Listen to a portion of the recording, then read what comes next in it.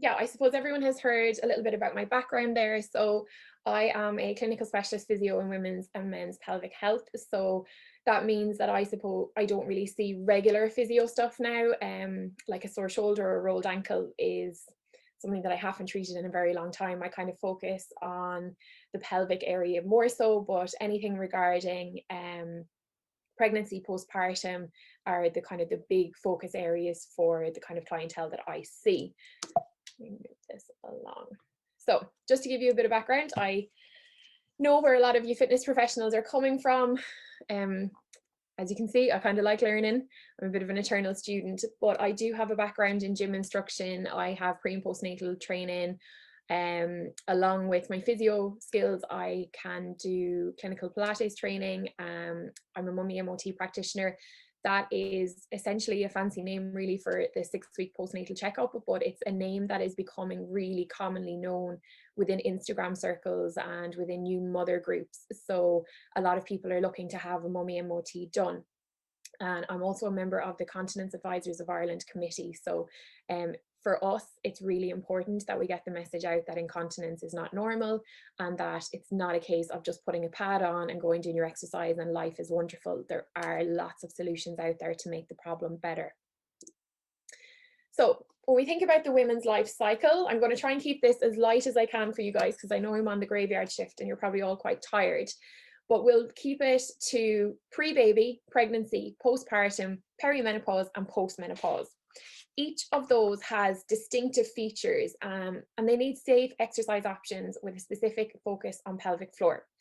So pre-baby, if you were to think about 18 to whatever age a person falls pregnant, we do know that the research shows that up to 50% of women who attend gyms will report incontinence when they're surveyed anonymously, but they're very unlikely to mention that to their fitness trainer. You might see a little bit of reluctance in someone doing squat jumps or burpees or star jumps, but the significance of that is really, really huge. If they're having issues with incontinence, which is the involuntary leakage of urine when your body is put under pressure before they've even had a baby, then they're really setting themselves up for problems down the track.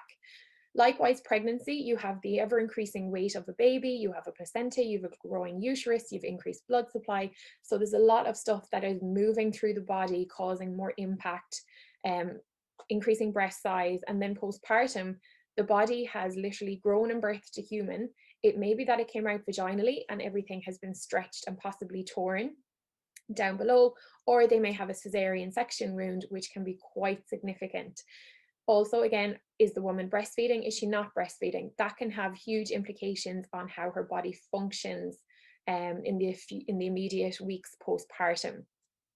Perimenopause, then we're thinking about lots of hormonal changes again happening in the woman's body. She is preparing to go into a period of time where her menstrual cycle is going to finish, and that will have implications on her bony structure. So lots of postmenopausal women will have issues with incontinence and prolapse, but they'll also have issues with osteoporosis, and we want them to be doing weight-bearing exercises, but often the weight-bearing exercises exacerbate the incontinence and the prolapse, and the result is the woman does nothing, and she then is finding that her skeletal structure is deteriorating. So it's really important to kind of take on board where the woman is in her life cycle and what the exercises are that will suit her but not aggravate something else. So things to consider. I try to keep things really memorable and easy. So we look at the breast, the boobs, the belly, the back, bleeding, bladder, bum, bowels, bones, and base of support. Basically, I'm working from the top down. So if we look at the breath, this is something that I go through with practically all of my patients. Your breath is hugely important. If I were to put any person into an MRI scanner and get them to take shallow breaths, their diaphragm wouldn't move very much, and that's the muscle that's needed to breathe in and breathe out. And their pelvic floor would not move really very much at all. A lot of the people as well that we see, they're very conscious of their tummy, so they're walking around with their abdominal muscles pulled in and tight all the time. Whereas if I put someone into an MRI scanner and said, look, I want you to take really, really good deep breaths, what you would see would be a really nice big excursion through the diaphragm, and then the pelvic floor would move in tandem with it. That's what we want people to be doing more routinely. Also, you would see that there'd be a nice movement through their abdominal wall. So if I show you my little gadget here, when someone takes a deep breath, if you think abdomen, back muscles, pelvic floor, and diaphragm, you want to see the whole cylinder filling up with air, expanding, and then closing back down again. You want to see nice synchronous movement, not just really small, shallow breaths. Those shallow breaths mean that the person is not getting enough oxygen into their system, which is depriving lots and lots of functions in their body, not just their pelvic floor, but it also promotes anxiety. And I'm seeing anxiety in my patients just going through the roof with all the stuff that's going on with COVID and the fear around that. So for anybody that comes to the gym to work out with you as a new patient or as somebody that you have been working with for months, years, I would always start them and finish them with some deep breathing exercises. It is just crucial to waking up the system. Then this is something that I'm quite passionate about. I do lots of teaching for people and other physios on how to treat breastfeeding issues. The breasts really are not something that's covered very well in any of the training that I did from a gym instruction perspective. Now, granted, it's a long time ago since I did it, but they're a huge part of the body that's ignored, and we can't ignore that. So just looking at the breast here, you can see that the yellow part and the little red parts that look like grapes, that's the breast tissue itself. There's very little support for that. The breast just sits on the chest wall, but the chest wall does not keep the breast in place. So there's a couple of things that we need to think about with regard to that. Because the breast doesn't contain any muscle, its only supporting structures are skin and the Cooper's ligaments. And you can see those sensory ligaments of Cooper. It's the bottom label on the diagram. They can stretch very, very easily. So they're weak mechanically and they're not able to hold the breast firmly in place. So when a woman moves, her breasts are moving independent of her body, and that independent movement can be really significant when the person is exercising, especially with high impact. On average, there's about a 15 centimeter kind of up and down movement within the breast. If it's somebody who has a larger breast, that can be up to 21 centimeters of movement if a woman is doing an aerobic kind of exercise like jogging or high intensity stuff. And each breast weighs about half a kilo on average. So if you can imagine a half a kilo just bouncing up and down without correct support, that is going to hurt. So that excess movement also can not only cause pain, but it's going to cause stretching and sagging through the breast tissue. We also say that about 50% of women, when they've been surveyed, they will say that they have regular ongoing chest pain when they do exercise, but it's not something that they highlight to anybody. Also, that pain can increase when they're going through their menstrual cycle. So if there's movement and stretching repetitively over years and years and years, then eventually the breasts will sag, they'll droop, and that can lead to problems with breastfeeding down the track, or it can lead to pain and discomfort in the upper chest. It'll affect a person's posture. So really that's something we want to be kind of advising our ladies on, and kind of watching. Say for me, certainly when they come in to be examined or assessed, I look at literally what type of bra they have on. Like, is it something that is old and grey and horrible and has been washed 40 million times? Or is it something that is actually quite new and still quite elastic and giving good support? For more elite athletes as well, it's important to think about this, because the change of the movement in the breast can actually change their posture. It can change their running gait, it can change their breathing pattern, and small little changes like that can be enough to make or break their times in running by like fractions of seconds, but that could be the difference between a gold and a silver medal. And particularly like when we're working with people within Ireland, especially like girls that do lots of Irish dancing, girls that play Gaelic football or do basketball, there's a lot of bounce involved in those. So when we see our people in the gym, or if I see them in the clinic here, just giving them advice on breast support and breast awareness is a really, really beneficial thing. There's also a psychological impact to the breast. So the movement of the breast can be a deterrent to exercise. Research has showed that up to 20% of women won't exercise because of the size, shape, movement, and unwanted attention that the breast gives them during their time in the gym. Also, with breastfeeding mothers, it's absolutely imperative that we monitor them. There is a huge increase in breast volume in a breastfeeding mother due to the milk that's being supplied through that tissue. There's tenderness in the breast tissue a lot of the time, and that can be from pumping or feeding, or if there is a possible blocked duct, if they're getting a mastitis. Also the movement around the nipple area, if there's friction on the nipples within the bra itself because of kind of repetitive up and down movement, that can hurt to high heaven. So making sure that if your mommy, if your lady is coming in and she's a breastfeeding mommy, that you're not prescribing really, really high impact activities to that lady, because it will be really, really uncomfortable for her from a breast perspective, and 9 times out of 10 they're not going to address that problem with you. The last thing I want to highlight with regards to breasts is women returning to exercise after they have had breast cancer. So if they have had a lumpectomy or a mastectomy, there's a lot of issues there. Like, there's obvious psychological implications for a woman's body image, but there's also the change requirement in terms of support to her body, whether it's there is more a lopside feel, has she got a support bra on where one cup is padded out, is it that she's going with a compression bra? All these sorts of things are really important to have a little discussion with your ladies. And I know there's probably men in the audience going, there's no way I would have that conversation. The conversation needs to be had. It's a part of the body. It doesn't really matter. The person will be more than happy to talk about it if you have a very professional game face on. If you find that there's just no way on earth you could have that conversation, do out some little information sheets and fact sheets that you can give to your clients, and also kind of direct them to the likes of myself and my colleagues. If you're thinking, okay, there's maybe a few issues here that I'm not prepared to have that conversation about, let's send them to the physios, and then we can have that conversation and then report back to you with regards to the type of exercise we feel is appropriate.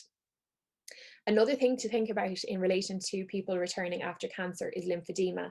So if the cancer had gone into their lymph nodes, which can be in the axilla, so the armpit, up above the clavicle, and in the parasternal area, if those lymph nodes have been involved, a lot of the time they're taken away, and that can cause a buildup of fluid in these areas. So it can be up into the chest, the neck, into the armpit, down the arm, and the skin becomes very, very delicate. Any kind of break in the skin for people who have lymphedema can cause a really significant infection and cellulitis. So making sure that there's no friction and rubbing for them if they're doing repetitive movements, and making sure that any kind of nick or graze is treated appropriately.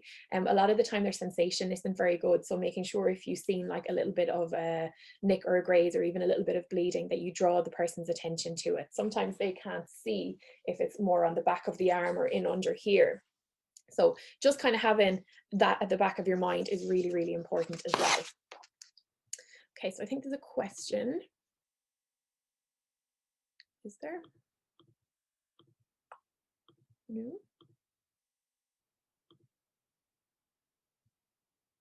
Okay, so how can we best support women post breast cancer? So I would be saying we want them to definitely exercise. It's so important that they exercise, because you can have a condition called cancer-related fatigue. So by exercising appropriately, not driving them too hard, but really just kind of gradually building up their fitness, that would be really important. So kind of giving them a very gentle set plan to get back to exercise and activity would be one thing. Screening them for any issues with regards to prolapse or incontinence when they are doing any of the exercises. There's a high possibility, particularly if it was a gynecological cancer that they were having treatment for, so the likes of ovarian cancer, cervical cancer, uterine cancer. If they had radiation to that area, it can kind of fibrose the tissues over, so the contractibility, the contract and relax of the muscles isn't there quite so much, so their ability to squeeze their pelvic floor might not be as good. There's also a nutritional aspect, there's a psychological aspect. there is the medicinal aspect. It's very important to even kind of have a little bit of background knowledge in the medication that the person is on after they've had their cancer treatment, if they're still on medication afterwards. A lot of those medications, the side effect is fatigue. So you don't want the person to be coming in absolutely drained and putting them through a really high impact class, because it just won't be suitable for them. So a real team approach with all aspects of the body and mind looked after will be the best way to keep our post-cancer patients well cared for. Okay, so moving on then to the next thing, which is the belly. So this is particularly important for women that are pregnant and postpartum, but it's not to say that it's not an issue for people who have never had babies, or it's not to say that it's not an issue for men. Yes, it's most commonly known as rectus diastasis abdominis. It can be known as diastasis rectus abdominis. It can be known as diastasis. It's mummy tummy. It's the gap in your tummy muscles. It happens when there is an excessive pressure through your linea alba, so that straight line down in between your abdominal muscles. If there's an excess of pressure there, whether it be from heavy lifting, tons of constipation, or growing a baby, there will be a thinning out through the linea alba, and the abdominal muscles move out to the side to allow for generally the baby to grow. That's totally natural and totally expected in women to have a certain element of diastasis remaining after they have had their baby. The problem lies then is if the diastasis remains open. So greater than 2 finger widths is generally the kind of given normal. If that diastasis stays open greater than 2 finger widths, we would say it's abnormal. But also with regards to the research that has been done by Diane Lee in Canada most recently, it's about how far you can sink your fingers down as well in through the gap in the tummy muscles. So some people, when I am assessing their diastasis, I can sink my fingers down just to about the level of the muscle bellies, and I meet tension. So somebody could have a really big gap, but if I meet tension in the linea alba, they're doing okay. They've got that core support structure there. Yes, I would definitely want to optimize it a bit better to get the muscles to continue in together. But there's also people who might only have a 1 finger width gap, and I'm able to sink my fingers all the way down through the muscle bellies, like I'm just sinking my finger into Play-Doh. They're actually at a much bigger risk of having problems down the track, such as a hernia. The picture here on the right shows what the doming looks like. So if there's that laxity in the linea alba, which is that little white line through there, and it's not meeting the tension because the abdominal muscles are out to the side, the internal organs want to protrude out. So the way we would test this in the clinic is I would get the person to lie on their back with their knees bent up, I place my fingers above, 4 finger widths above their belly button, get them to do a little crunch, see what the gap and the depth is there, same at the belly button and same at 4 finger widths below. If a person is displaying weakness through this area, there's really strict guidelines as to what they should and shouldn't be doing in terms of their exercise. Often I see women just go straight back to doing sit-ups and planks. Everything that they hear is really good for getting their tummy flat, but really what they're doing is just strengthening the abdominal muscles out at the side where they are, and then putting a significant pressure through the linea alba. We want to work more on engaging the core, drawing in through the pelvic floor, lifting and tightening, really, really doing very quite basic stuff that can have really significant effects. The first exercise for anyone who has a diastasis is getting them to belly breathe, because your abdominal muscles go up and attach onto the rib cage. If the rib cage isn't moving appropriately, the diastasis is going to be really difficult to get closed.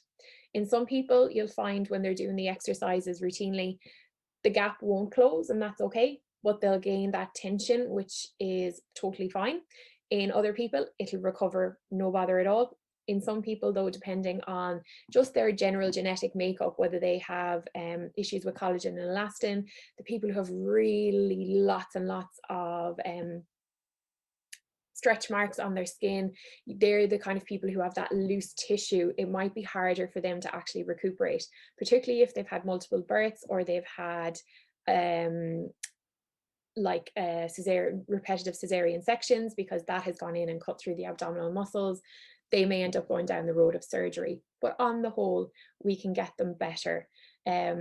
This would be something that I would find is talked about time and time and time again on Instagram, and these are the exercises that you should be doing, and you shouldn't be doing this. And the women's health physios are looking at some of the fitness professionals and we're like, oh my God, that is not what we would do. So having a real kind of background knowledge about the structure and function of the abdominal wall in relation to a pregnant woman and a woman postpartum is really, really going to be helpful for your clients, because then you can prescribe exercises that are appropriate to them. Okay, so thinking about the belly again, in people who have had a cesarean section, it's really important to note that there's layers and layers and layers that are cut through to get to a baby and to take a baby out safely. Is that me? No. Okay, hang on. Any more questions? No. So to okay, so to think back about the cesarean section, we have to cut through skin. It goes down through the fascia, it goes in through the abdominal wall, it goes in through, it moves the bladder out of the way, in through the uterus, in through the amniotic sac to take the baby out. Each of those layers, bar the abdominal one, are straight across, left to right. The one that goes through the abdominal wall is actually top to bottom. It changes direction so that it goes through the linea alba. And all of those layers are then stitched. So even though someone may feel really, really good and they're like, oh, you know what, I want to get back to my exercise, I want to get my tummy nice and flat, and they're chomping at the bit to go after about 6 weeks, it's really important to consider all those layers that are healing underneath the layer that you can actually see. A lot of the time there's a lot of scar tissue that builds up in that area, and we have to work on loosening out through the scar tissue. We work on it in the clinic and we give the person homework to do as well. That can really impact on how well a diastasis close, if they have pelvic floor dysfunction, if they have breathing issues, if they have pain with intercourse down the track, if they have back problems. So it's really important to not get these people in too early back into exercise. Definitely really important to screen them, and also just to take it nice and steady with them, because you don't want to upscuttle something that's going on underneath when you can't see what's going on. Time and time again, I get women that go back to exercise, particularly ones that are post C-section, and they come to me then going, oh my God, my bleeding has started again, or my wound has actually popped open, or they have an infection underneath. So it's really, really good to have a level of cautiousness there with these women. That's not to say like hands off and don't do anything with them. You can definitely get stuck in and be sensible with them, but the high impact stuff is not a good idea. The type of abdominal stuff that's really like hardcore, like double leg extensions, the planks, the sit-ups, they're not the best idea for these women to get their tummy back. I will be going more with the core alignment, gentle toe taps, getting their breathing right, making sure that they're engaging through their tummy. And also for you in the real world, when, please God, when gyms are open again and you can actually physically get your hands on your patients, see if it's okay with them. Is it okay for you to just have a look right at the skin? What's going on? Are they okay for you to pull up their top a little bit? Because oftentimes you can see that when a person is doing an exercise, my mouse is gone, hang on. When a person is doing an exercise, you can't see that this doming is happening when they're doing their exercise. If you did see that though, that is a red flag. You do need to send that person back to their physio ASAP to see what's going on and to kind of really rethink the exercise situation. No, hang on. Did the question come in?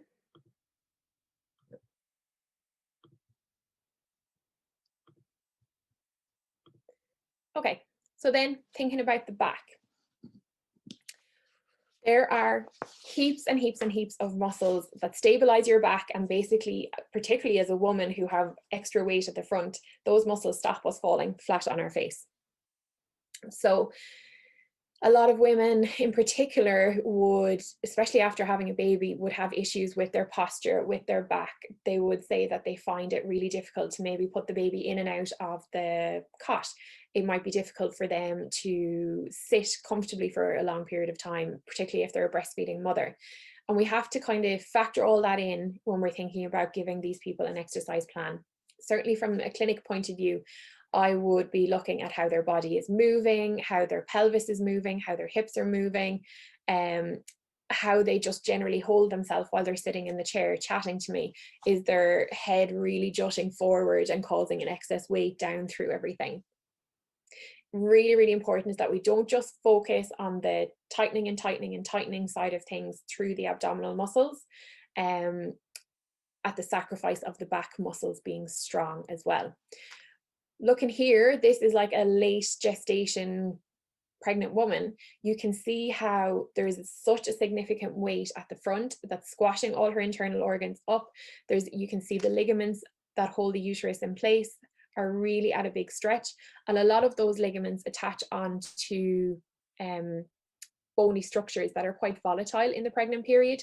So once that significant weight has been taken away, then her body is just thrown into this complete state of flux. So you had 9 months of gradually having this increasing weight growing at the front, and your body learned to cope with it ever so slowly, and then suddenly it's taken away, or suddenly it's taken away and you've got a cesarean section wound in there. The tendency is to walk kind of crunched over at the front. That then lengthens and puts pressure on the back muscles, and the posture and alignment of the person can be totally thrown off, leading to pain and discomfort. So when a person comes for their postnatal checkup, these are things that we would really have a look at. See how the person is sitting, standing, where her pelvis is sitting. Is it anteriorly or posteriorly tilted? Can she find neutral? All those sorts of things are really important to note, and to kind of realign and guide the person back into a really good standing position to then be able to go back to exercising safely. Okay, so then the next thing we need to think about is bleeding, so periods. This is something that's definitely going to affect the whole remit of women that you see. So natural amenorrhea happens during pregnancy, breastfeeding, and menopause. That's when a person just doesn't have a period for natural reasons. But if it's more than 3 months absence and it's not because of those things, the person will be deemed to have amenorrhea. Now there's loads and loads of possible causes. So birth control could be some of them. Some people are on a pill that they just will not bleed, or they have an implant in their arm, or they have a coil inserted into their uterus. That's absolutely fine. There's a reason for that. It could be from nutritional deficiencies, and the likes of Siobhan would be able to cover that more so than me. Is it low body weight? Is the person literally skin and bone? Like, are they generally on the younger side, and are they coming to the gym and you're seeing them hammering out like high level, high intensity exercise programs 4, 5, 6, 7 times a week? That's where you need to kind of be thinking, okay, what's going on with this girl? Is she really over exercising? Is there some kind of body issues at stake here? Is there kind of any anorexia or bulimia or issues like that going on in the background?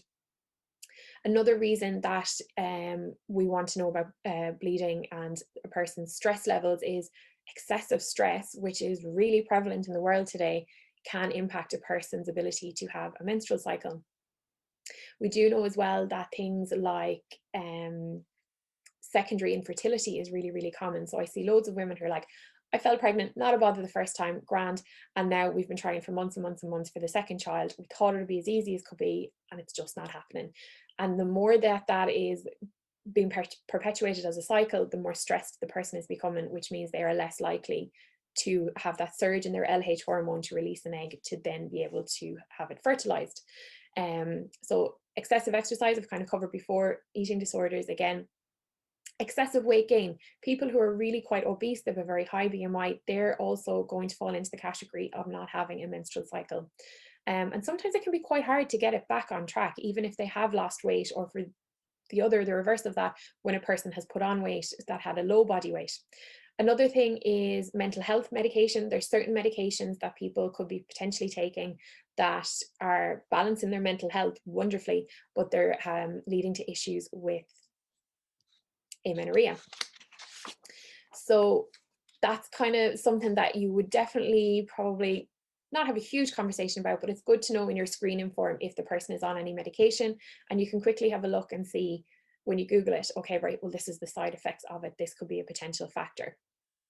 Also, polycystic ovary syndrome, very, very common that women would either be bleeding all the time, or they may actually not have a period at all when they have polycystic ovaries. Okay. From a younger person point of view, there's something that should definitely be at the forefront of your mind if you see someone coming in that has a really, really low body weight and is exercising like mad. It's a female athletic triad. And that's a combination of disordered eating, so they either have bulimia or anorexia or something else going on. They are not having a period, and they have osteoporosis. It often goes unrecognized, you know, until the person has a really crazy fracture really easily. And then people start to think, God, like this person shouldn't be fracturing like that at her age. And then when she's scanned, she has osteoporosis. The consequences of lost bone mineral density are actually devastating for a female athlete. And you can see this a lot in the likes of gymnasts, particularly the ones that are kind of like at Olympic category, people who are really high level athletes, but even in the just your regular person that's coming to the gym doing lots and lots of exercise. Premature osteoporotic fractures can occur, and the loss of bone mineral density may never be regained. So if the person starts off their very young days, say like 18, 19, 20, 21, and they are losing bone mineral density and they're setting themselves up for fractures at that age, you can only imagine what their skeletal structure will be like when that person becomes postmenopausal and they don't have the same uptake of calcium into their bones. They don't have the osteoporosis or the estrogen hormone in their system anymore to keep everything nice and supple and moving very, very well. The people who go through female athletic triad really suffer at that time. They kind of come out of it then and they don't do too badly, but afterwards, when they go through menopause, they really suffer again. So it's important to get on track with any of these people that you're like, maybe there's something just not quite right here. This definitely needs a collaborative approach to treatment. So nutrition, physio, fit pro, doctor, psychologist, you name it, everyone needs to be involved in this. And it needs to be a roundtable conference, not me saying, okay, well, I want her to do X, Y, and Z, because that could be contraindicated with, say, the likes of something Siobhan would say from a nutrition point of view. So it really needs to be a collaborative roundtable approach to treating these people. Also, when we think about exercising, we need to think about where the person is in their cycle. So if the person is not postmenopausal, they're having a regular period, there's different times for different types of exercises within that person's cycle. So if we assume that the person is having, on average, a 28-day cycle, the menstruation phase is when their energy is depleted. So we recommend light strength training, walking, light cardio, relaxing yoga, stretching type stuff. And the woman should be guided by her own energy levels. If a woman comes in and, like, again, the fellas are probably not going to be asking too easily, like, oh, you know, is it period time? But certainly for the girls, if you can have that conversation with your clients, it's really, really useful for you to then think, okay, she's having her period. She's probably not going to have a huge amount of energy. This is the kind of avenue we're going to go down for her session today. Lads as well, I really don't see why you can't have that conversation with your clients. They're a client at the end of the day, and this is part and parcel of your treatment for them and how you are going to achieve the best possible outcome for the goals that they have. So the menstruation phase, energy depleted, take it nice and easy. The next stage then is days 1 to 11, and that's your follicular phase. There's high levels of estrogen circulating around the body at that time, and estrogen is like the ultimate boost for a woman.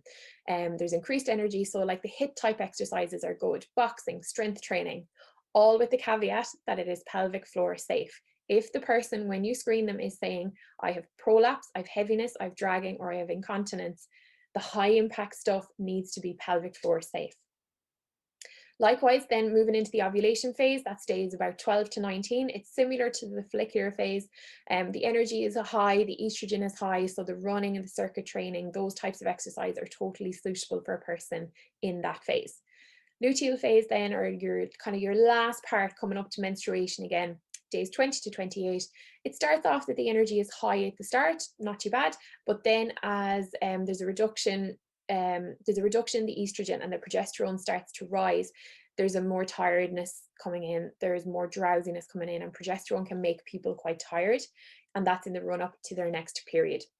There's also an increased core body temperature during this phase, so changing the energy economy is not a bad thing.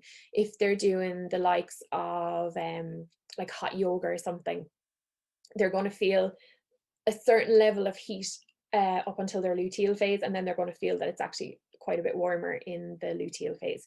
So just knowing those things are really, really important. I would go with low intensity cardio, swimming, cycling, those sorts of things for the luteal phase. Of course, there's no right and wrong, and the person should be told to listen to their own body, but know that there are fluctuations. So if you get someone coming in and they're like, oh my God, I felt like last week it was so easy, I did really well, I was able to lift more, I was able to run further, I didn't feel tired.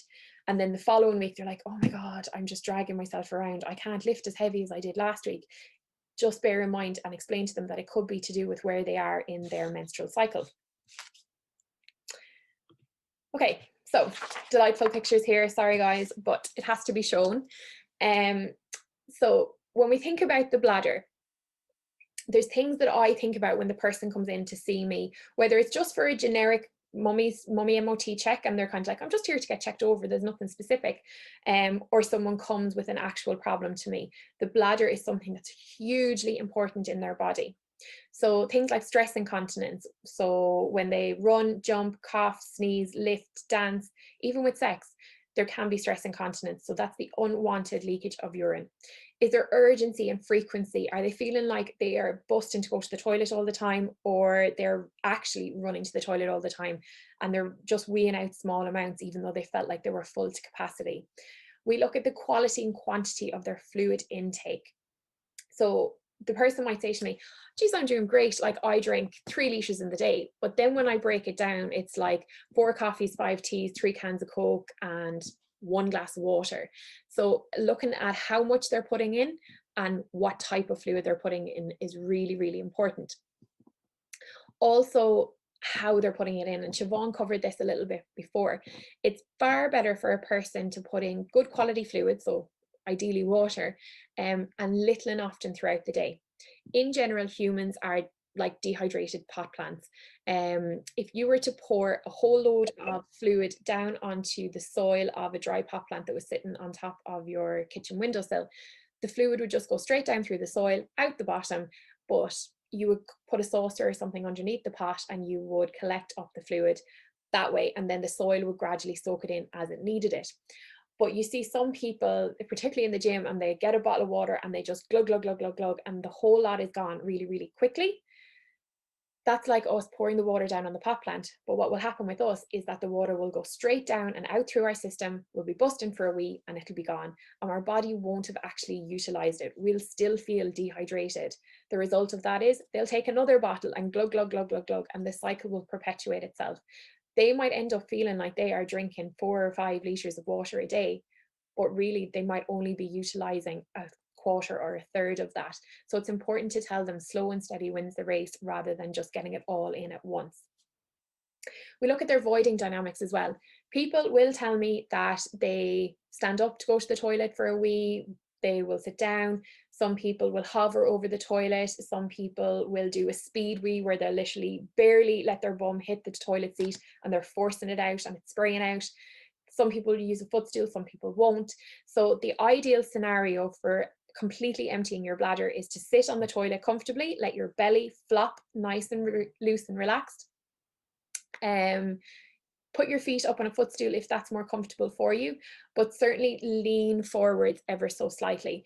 The idea behind that, I'll just find my bladder, 1 second, is that when a person is sitting fairly upright, their bladder can tilt back ever so slightly, so it'll fall back into the vaginal area. If that's the case, there's going to be a part of the bladder that's difficult to empty because it's beneath the opening of the urethra. Whereas if the person is sitting upright or even leaning forwards, it just changes the dynamic and allows the urine to pour out more easily. Here in my clinic, I have a real-time ultrasound, so I can look into the person's bladder and see how much is in there. Then I send them for a wee and rescan them. And it's absolutely shocking how many people come back and there's still fluid in their bladder, even though they feel like they're fully empty. For you guys in general kind of gym world, you'll start to notice the people that you're kind of like, I think you might have a bladder issue, because you might see them jump off the treadmill or stop mid-exercise, run off, go for a wee and then come back again. Or they'll bow out of the star jumps and the squat jumps and the burpees, those sorts of things, because it's more than likely a bladder issue that's catching them out. You'll also see a lot of just in case wees. So they'll go for a wee before they start their exercise, they'll go for a wee at a break, they'll go for a wee before they leave the gym to go home. The second they go into the house, they'll go for another wee. That's where they're just really trying to combat the problem, I suppose. If you're afraid of leaking all the time, it seems logical to these people to just go for a wee regularly. But really, that's not a good idea. You want to allow your bladder to fill up appropriately with good quality fluid and then evacuate completely. Things that will irritate the bladder are caffeine, so tea, coffee, chocolate, Coke, green tea, really, really not helpful to your bladder. Other things can be fizz in general. So some people are like, oh, I don't like drinking normal water, but I drink loads of fizzy water. Probably not the best either. The carbonic acid can be an issue for the people. And then other things that are a little bit random are lemon juice. There's a whole trend to get up in the morning, have your warm water and lemon juice. The lemon juice can be a bit of a trigger to an overactive bladder as well. And randomly, tomatoes. There's an acid in the tomatoes that can be a problem as well. We look at the bladder position and support as well. So this is one of the biggest things that I see in the clinic. You'll hear of women who have a prolapse, or they have heaviness, or they have dragging. This is generally something that is coming more into the postnatal, the perimenopause and the menopause kind of category. If you can see here where the person has their gloves, you can see when I do a vaginal examination, this is why I'm actually looking at. I have the person lying on the bed, underwear off, knees bent, and with a gloved hand, I'm opening up through their labia. And ideally, I can just look straight in through the vaginal canal and I won't see anything getting in my way.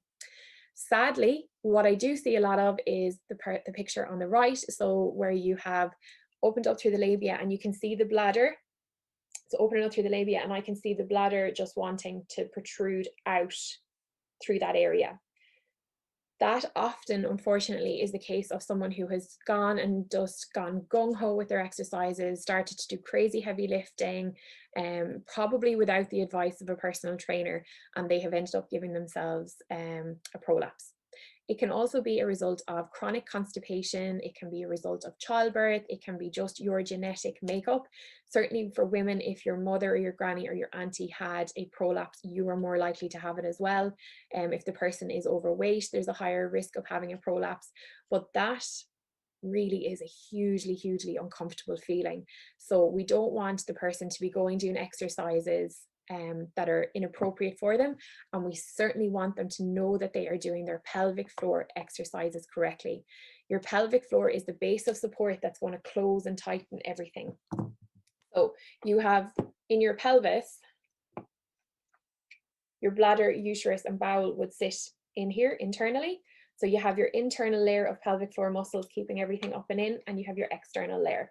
If these muscles are not working appropriately, which I said before, 50% of women are not doing it right, then that person could end up with lots of issues like a prolapse. And you can see on the picture on the right, where there's the 5 little pictures, you can see the first one, the bladder is up nice and tall, it's not in the way. Then you can see in the next one, it's starting to drop down. That's where a person might start to become a little bit symptomatic. In the third one, that's definitely where the person is having that feeling like they're sitting on an egg. It's really uncomfortable. And then the 4th and 5th, really, you will be kind of those people should be going for surgery at that stage, or they will be having something called a pessary, so like an artificial PVC support placed inside into the vaginal area, like a tampon would go in. I'm just showing you cystocele here, so a bladder prolapse, but it can be uterine, it can be rectal, it can be a combination of all three. But just know that when a person is complaining of any heaviness, or if they feel like things don't feel quite right down below, and you're getting them to do any kind of lifting that would be really quite forceful and heavy for them, it's not a good idea. This is what I end up seeing in the clinic, and it's heartbreaking for the women. So then thinking about the bum, the biggest thing really is perineal tears and episiotomies. So tears that can happen in childbirth, there can be a 1st degree, 2nd degree, 3rd or 4th. The 1st is really not too much of an issue. It's just the skin has been torn, and it's the area from the back of the vaginal opening moving into the perineum, which is this fleshy bit here in between the vaginal opening and the back passage. A 2nd degree tear is just a little bit further and deeper, so it goes into the muscular tissue itself. When it gets serious, when it's a 3rd or a 4th degree tear, the 3rd and 4th extend back so far that the mucosa for the external anal sphincter is involved in a 3rd degree tear, and then there's a full-on cut all the way through from vaginal opening to back passage in a 4th degree tear. That requires lots of really skillful stitching by the obstetrician in the hospital at the first cause. It also requires the person to really work hard on their pelvic floor, because there's a high possibility that they could have fecal incontinence down the track if things are not made nice and strong through the back passage again. Same with episiotomy. The reason that a person is generally given an episiotomy is to minimize the risk of a 3rd or 4th degree tear. And the episiotomy comes from the opening of the posterior opening of the vaginal orifice here, and it comes out to the side. So it's trying to take the direction of the tear away from the back passage. Things to note about that: if the person is coming back to you after they have had their baby, ask them, have they had a tear? What degree was the tear? Did they have an episiotomy? Because you'll know, 1, the pelvic floor strength has been impaired with this. 2, they've had stitches. Stitches cause scar tissue. Scar tissue can cause pulling and pain.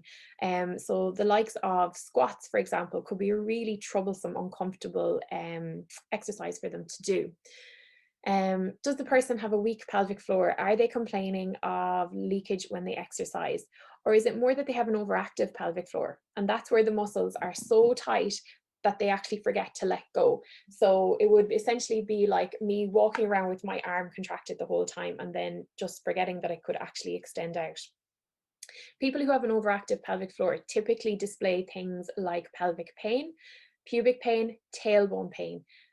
It's highly unlikely that they're going to say this to you in a gym setting, but pain with intercourse. And they're the type of people who are the really shallow breathers. They're walking around with their pelvic floor switched on the whole time, their abdominal wall switched on the whole time. They have a real kind of upright, rigid posture. So it's really kind of you looking at the whole person and going, okay, I think this might be the problem, and then saying, I think you should go and see your local women's health physio. No one other than someone doing a complete vaginal examination can tell that person whether they are doing their pelvic floor exercises correctly or not. It's just impossible. And the way we check is, and like this is part of the postgraduate training, it's not every physio that would do this either.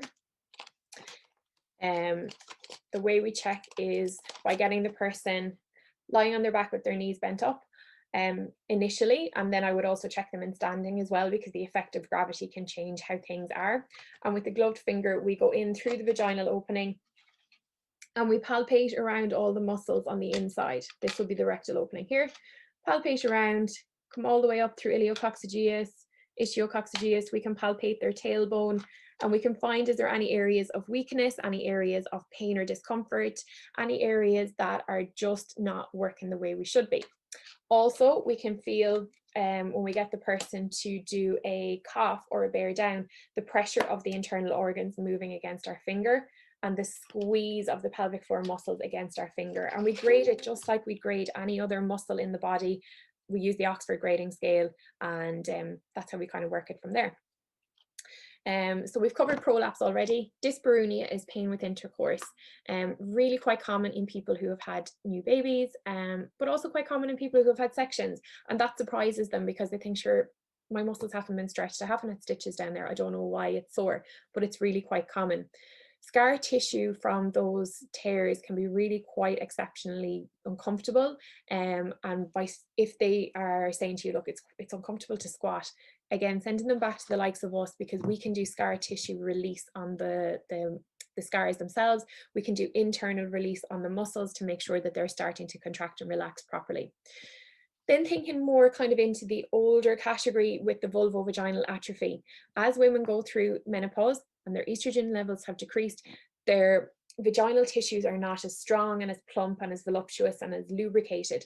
So that can start to tighten and get a little bit more fragile and close in. And that can cause significant issues for them, certainly in relation to having a fulfilled sex life, but also with regards to their comfort when they're exercising, especially if it's any kind of vigorous activity. If there's kind of friction going on between their legs, it can be really quite uncomfortable for them.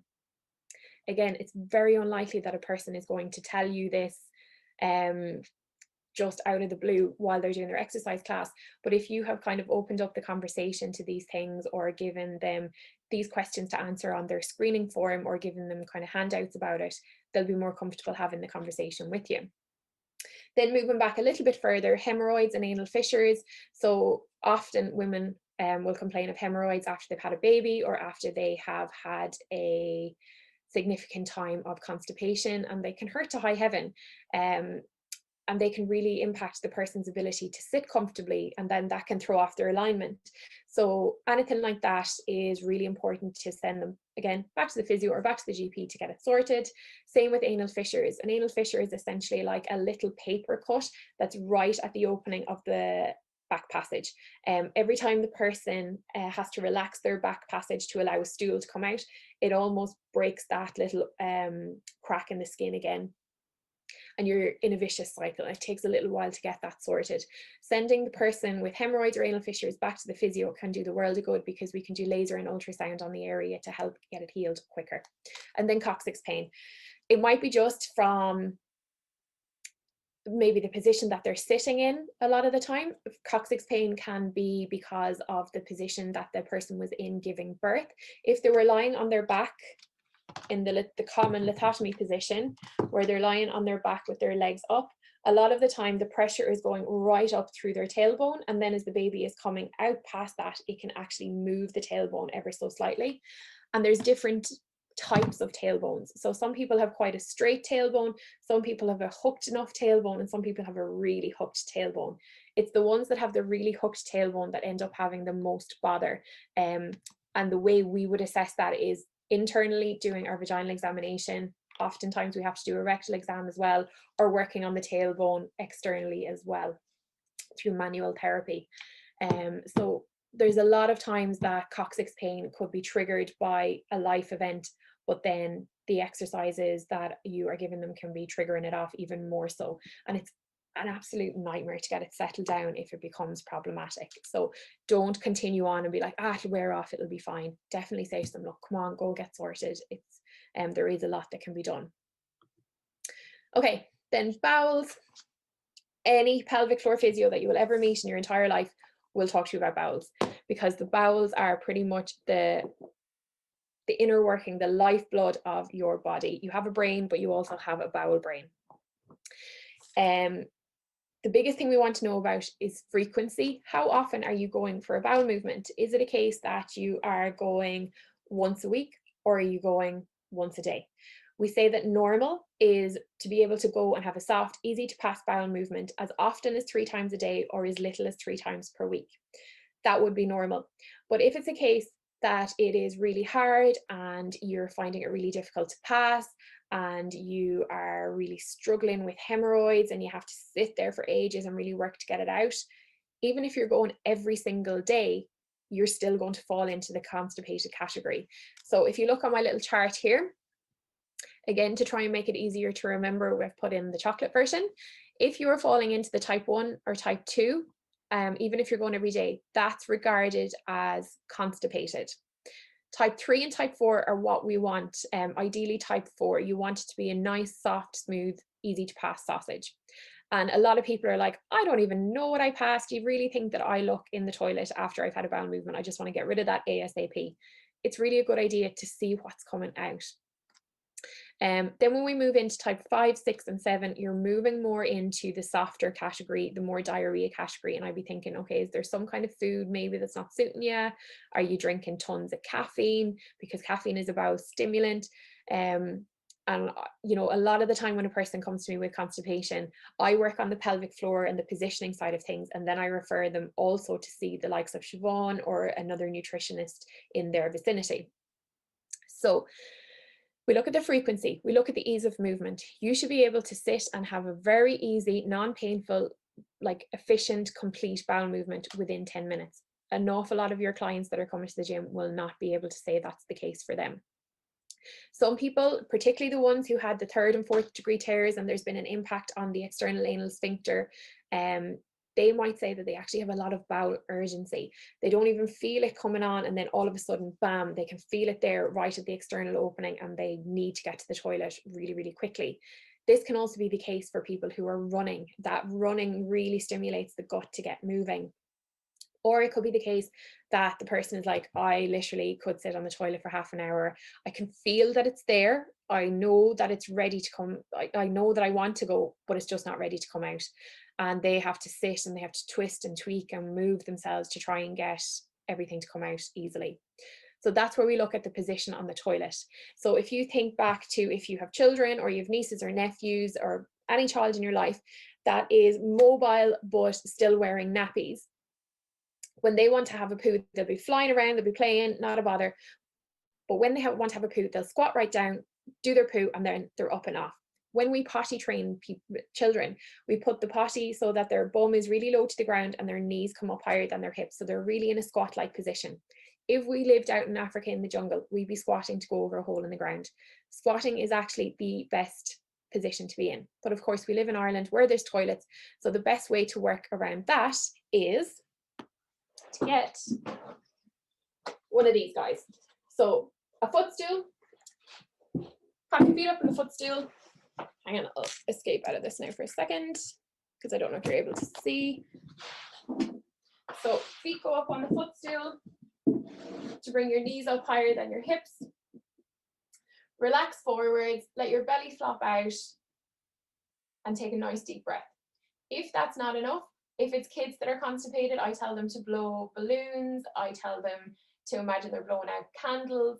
For an adult, I say, do like you're going up in a lift and you've got that weird ear kind of thing going on. You hold your nose and blow. That will allow your belly to relax out a lot more and you will actually feel a little opening through the back passage. That makes the whole job so much more efficient. Okay, so let me go back into my screen share.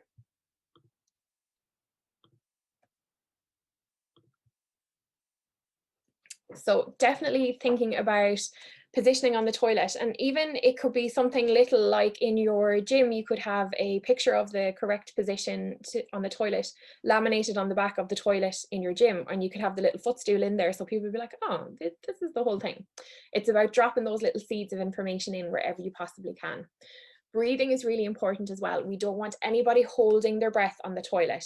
The more you hold your breath, the more you're actually going to contribute to pelvic floor dysfunction and that pushing down, which can then contribute to prolapse. Have they any allergies or intolerances? Like some people just don't do well with particular medications.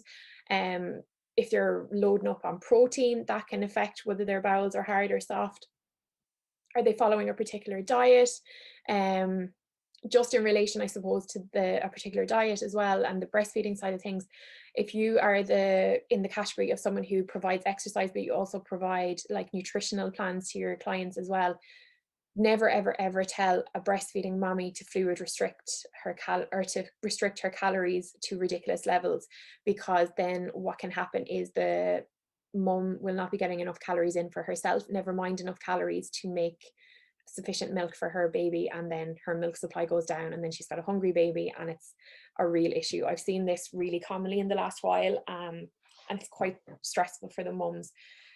They need a lot more calories than you could ever imagine. Just the actual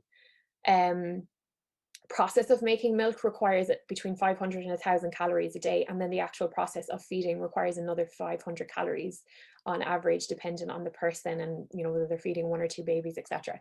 So then it's a significant outpouring of energy to be able to be a breastfeeding mom. But I'm getting sidetracked from this. So have they any flatal incontinence? We've all been in that yoga class where there's the downward dog pose and then you hear the, oh, sorry.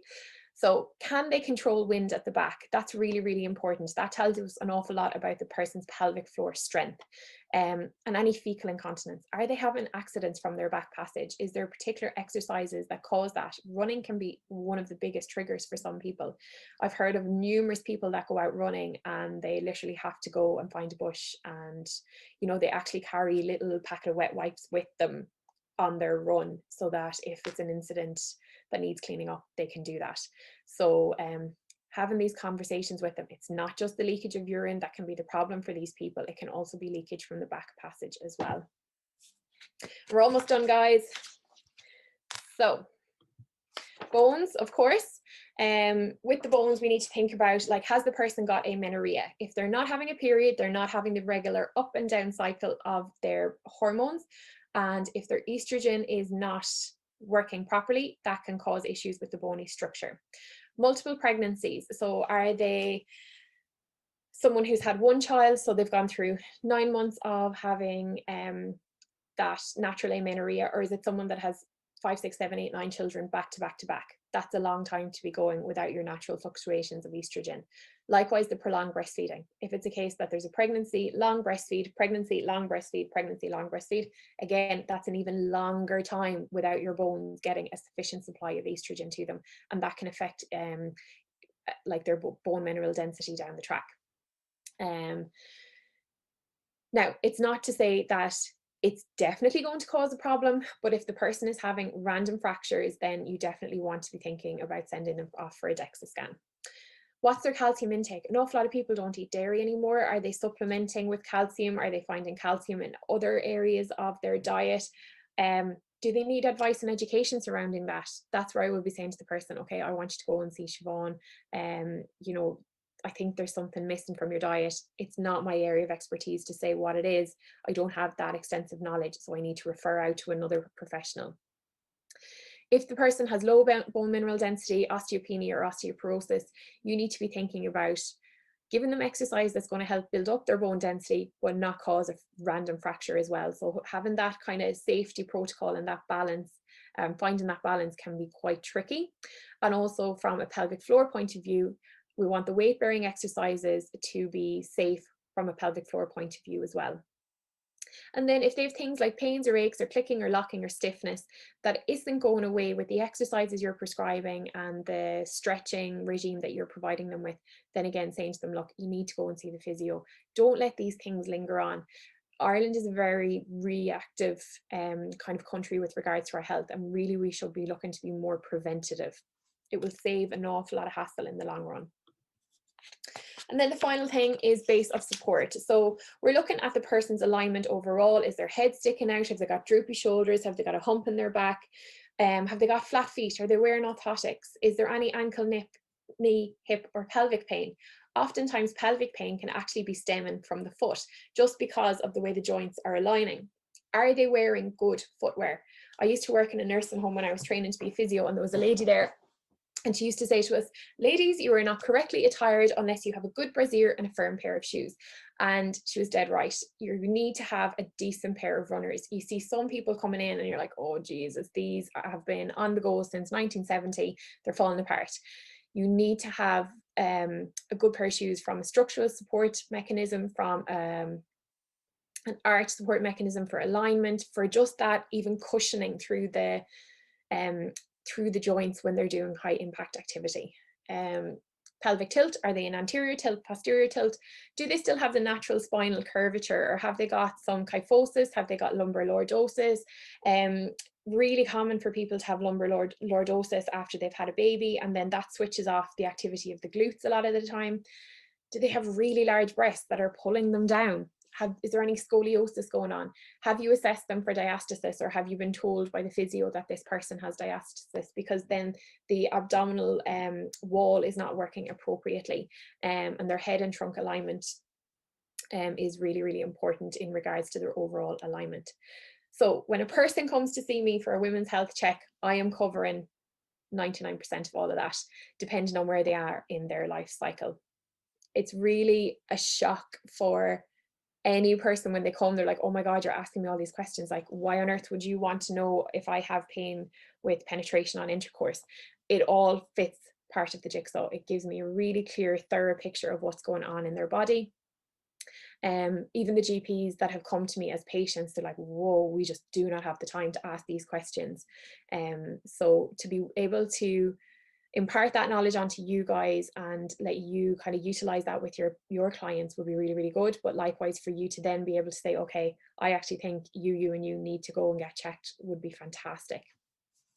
So my advice to fitness professionals is refer women to an appropriately trained women's health physiotherapist for an assessment. So when I say appropriately trained women's health physio, sadly, with even in the fitness professional realm and the physio realm, pre and postnatal especially is becoming a real kind of hot topic, and people are jumping on the bandwagon.